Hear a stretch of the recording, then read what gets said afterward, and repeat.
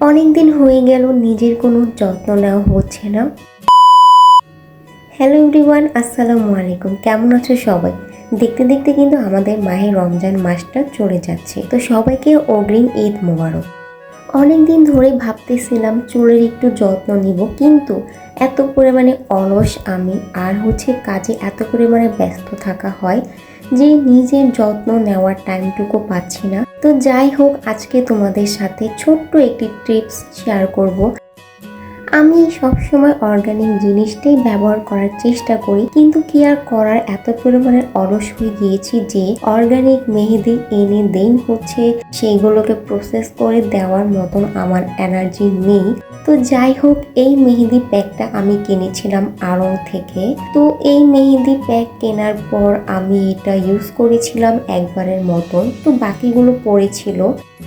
প্রত্যেকটা মেয়ে কিন্তু তার চুলের অনেক অনেক যত্ন করে থাকে। আর হ্যাঁ, মেয়েদের চুলে তার আসল সৌন্দর্য, এটা সবাই বলে থাকে। আর আমার কিন্তু অনেক শখের চুল এগুলো। তো যাই হোক, গত ঈদে আমি পাকনামি করে চুলে কালার লাগিয়েছিলাম, যার জন্য আমার চুল কিন্তু অনেকটাই ড্যামেজ হয়ে গিয়েছে। তো এইবার আর এরকম পাকনামি করিনি।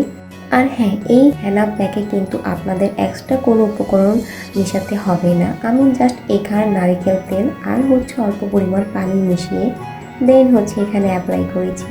তো যাই হোক, কথা বলতে বলতে কিন্তু আমার চুলের আসল রূপ চলে এসেছে। তো আপনাদের কাছে কেমন লাগছে অবশ্যই কমেন্ট বক্সে জানাবেন। তো আজকের ভিডিওটি ছিল এই পর্যন্তই। সবাই ভালো থাকবেন, সুস্থ থাকবেন। আল্লাহ হাফেজ।